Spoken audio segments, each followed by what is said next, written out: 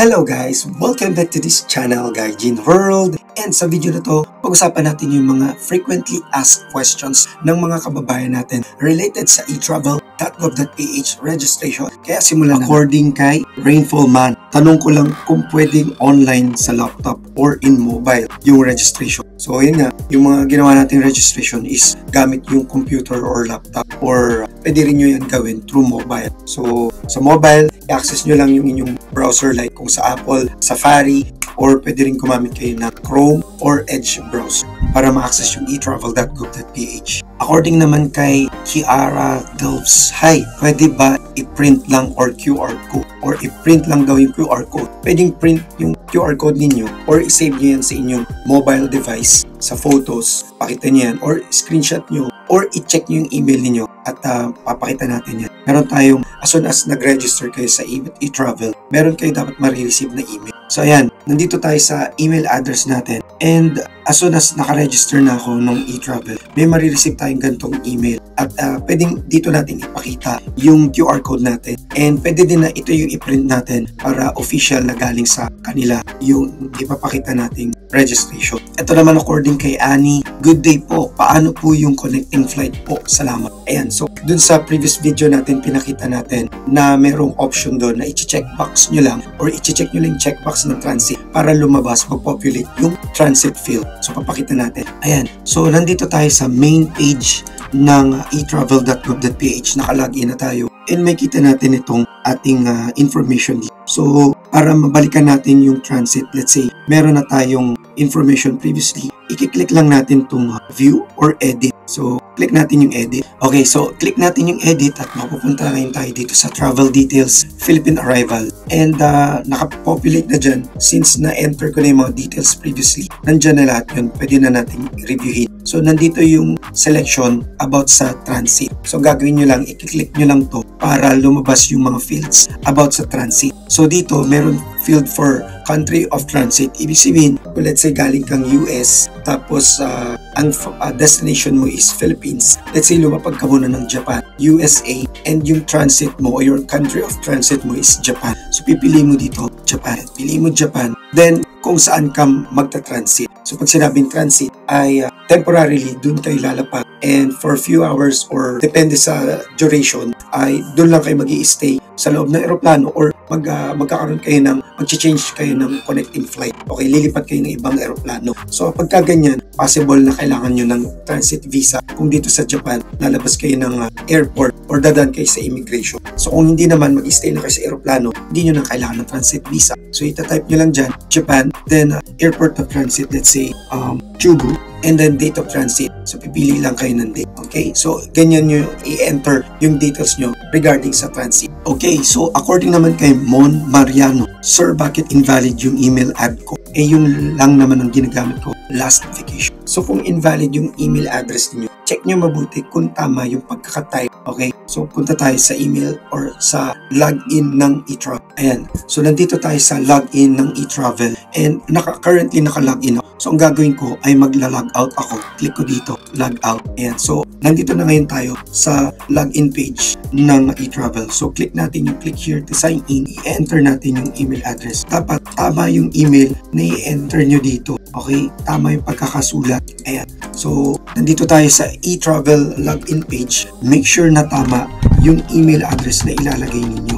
Okay, and yung inyong password. So kung hindi nyo maalala, let's say mali yung lumalabas dito na details, pwede naman kayong mag-forget password. Okay, so pakita natin yung paano tayo mag-forget password dyan. So gagawin nyo lang, i-click nyo lang tong forget password, then i-enter nyo yung email address ninyo. Okay, so enter natin yung email address na ginamit natin na para mag-register dito sa eTravel. Then click submit. Tapos magkakaroon kayo ngayon ng reset password. So kailangan nyo mag-enter ng one-time password na i-email yan sa inyo. So dito, mag-create tayo ng new password. Okay, so create tayo ng bagong password. Yan. Make sure na yung password daw ay at least 8 characters. And yung password must contain at least 1 uppercase and 1 lowercase. Okay, try natin ulit. Then, kailangan nyo siyang i-click yung confirmation, password confirmation, at ulitin nyo yung pag-type ng inyong password.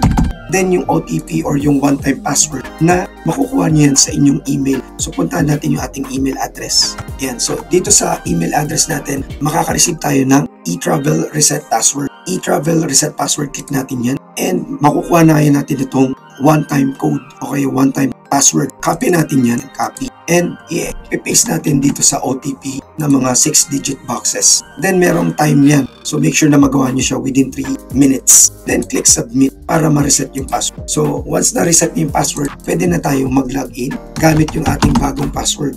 So since bago na ating password, ay enter natin yung ating password na bago nating ginawa para makapag-login. Click login and makaka-login na tayo dito sa e-travel. So ganun lang po. Kung hindi kayo makalogin, check nyo mabuti kung tama yung email address ninyo at yung inyong password. Kung hindi man, makapag-click nyo yung forgot. Okay, according naman kay Trisman, yung additional family member mabibigyan ng ibang QR code, sir. Kasi nag-add ako para sa kanila pero walang binigay. Paalis pa lang kami, sir. Okay, so pakita natin kung paano mag-add ng family member. Ayan, so nandito tayo sa page ng ating e-travel homepage and nakalagin na tayo. Makikita natin dito na meron tayong existing na family member na ina. Let's say gusto nating mag-add ng bago. I-click lang natin itong add family member. Add family member and mag-add tayo ng family member dito yung mga details niya. So kung Philippine passport ba siya or foreign passport. So same lang ang proseso nito sa kung paano ka mag-add ng iyong information. Okay, so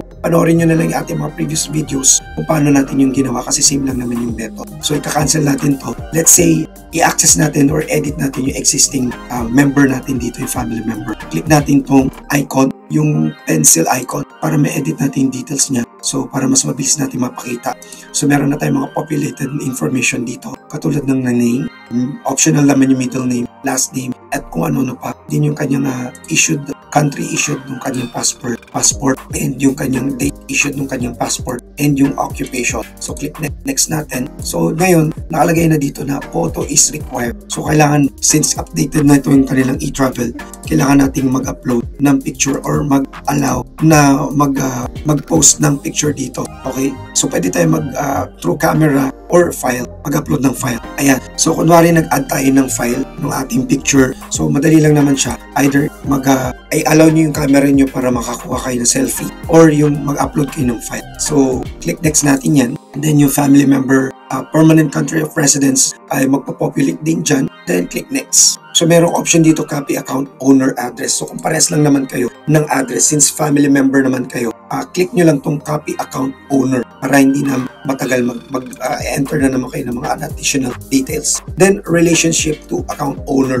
So piliin nyo dyan kung anong relationship niyo doon, kung mother, father, daughter, son, sister, brother, husband, or wife. So pinili natin brother, click next. Then personal information nung inyong family member, nakalagay dito yung summary nun, then submit. Yan. So update na natin yung ating details about sa ating family member. So ngayon, tanong niya kasi is yung QR code para sa kanyang family member. Hindi daw siya na-issue ng QR code para sa kanyang family member. So ang gagawin natin ay i-review natin, magkiklik tayo nitong New Travel Declaration. Click natin yan, New Travel Declaration, and gagawa tayo ng travel declaration sa ating family member. So click natin yung for other family member. Then piliin natin yung ni-register nating family member kanina. So ito, piliin natin to. Magpo-populate to dapat dito. Okay? Pedro de la Cruz Kunwari. Then by air, and try naman natin departure leaving the Philippines. Then click and continue.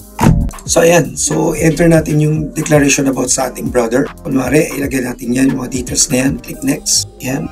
So since napakita na natin to kanina, i-click next na lang natin. So magpo-proceed na tayo dito sa purpose of travel. So holiday vacation, travel type, air, passenger, flight information. So let's say Cebu Pacific yung kanyang sasakyan. Then flight number. So dahil Cebu Pacific yung pinili natin, dapat i-enter natin yung tamang flight number dito. Okay, so sa Philippine Airlines, meron siyang flight number na pagpipilian. Pero dito sa Cebu Pacific, tinry natin, walang lumalabas. So kailangan natin i-enter. Let's say, kunwari, mag-enter lang tayo kunwari ng dami na flight number. So pwede naman yun. Then origin, lagay tayo ng airport of origin at kung saan tayo sasakay ng airplane paalis ng Pilipinas. Let's say dito sa NAIA Terminal, Airport Terminal 1. and date of departure natin. Yan, piliin natin, let's say May 30. So kung meron tayong connecting flight, i-click natin to with transit connecting flight. Tapos let's say sa Japan tayo magko-connect at Japan. Piliin natin yung Japan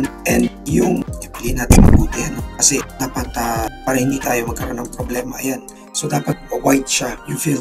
Then airport kunwari is Narita, tayo magta-transit. Then date of transit is sa 30 din. Then destination is USA. Let's say US. Yan, United States of America. Destination let's say LA. Yan, LA, Los Angeles. Then date of arrival sa 30 din or 31. Then date of return, kung kailan tayo babalik ng Pilipinas since travel lang naman tayo. Pipiliin natin let's say June 15. Then destination address. Lalagay natin yung destination address dyan. Tignan natin kung required yan. Click next natin. Okay, required na siya. So maglagay lang tayo ng kunwari LA. Click next. Ayan, so nakaproceed na tayo sa next, which is yung custom declaration. Panoorin nyo lang yung ating in-upload na video about yung complete guide natin sa e-travel for June 2024. So gagawin natin, click yes na natin to. Wala tayong i-declare na currency. So click no na lang natin para matry naman ang ibang option. So click no na natin, wala naman tayong madi-declare. So proceed na tayo sa pagpipirma or yung signature. Then click next. So nandito na tayo sa summary ng ating declaration. So gagawin lang natin, i-reviewin lang natin kung tama yung mga information na nakalagay dito about dun sa ating family member.